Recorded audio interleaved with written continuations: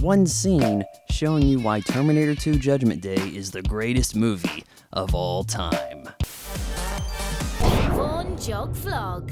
So there's a lot to point out in this film that everybody has gone over except what I think is the most highbrow scene in the movie.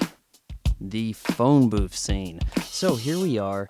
John Connor wants to check in with his foster parents. Because Terminator's trying to kill him. Well, actually, one Terminator's trying to kill him, one Terminator's trying to save him. Just check in on him, try to give him a little heads up. So he places a call, and Janelle answers. And she's all like, "Hurry home, sweetie. I'm making beef stew." And he's like, "Hey, something's wrong." She's never that nice.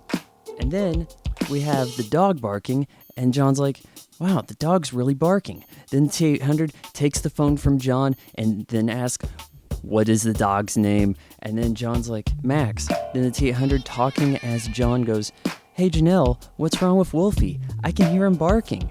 And then Janelle's like, "Wolf is just fine, honey. Wolf is just fine. Where are you?" T-800 then hangs up the phone and says, "Your foster parents are dead." Now, I realize that what caught your attention here is Xander Berkeley taking the knife through the milk carton, and that's all cool in its own right. But what you may have missed here is a movie not outright explaining something to the audience. It's a scene totally built on cognitive thinking. You don't get that today.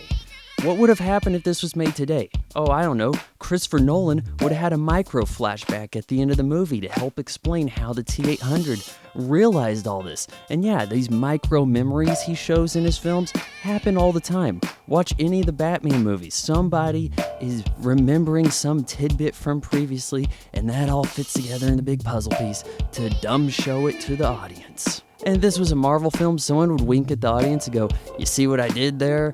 Or maybe Robert Downey Jr. would show up and be like, "So, what really happened was I asked this question, but I lied, and then I knew, because I was lying, and she didn't know the dog's name, that the dog was really barking at her for being a Terminator."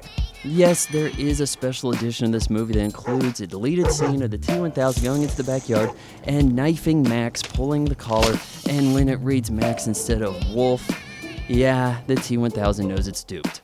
By not having this in theatrical version, kind of treats the audience like, oh, I don't know, adults. And that is why Terminator 2 Judgment Day is the greatest movie of all time.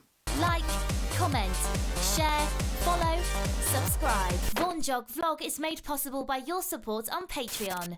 Patreon.com/Vaughn Fry.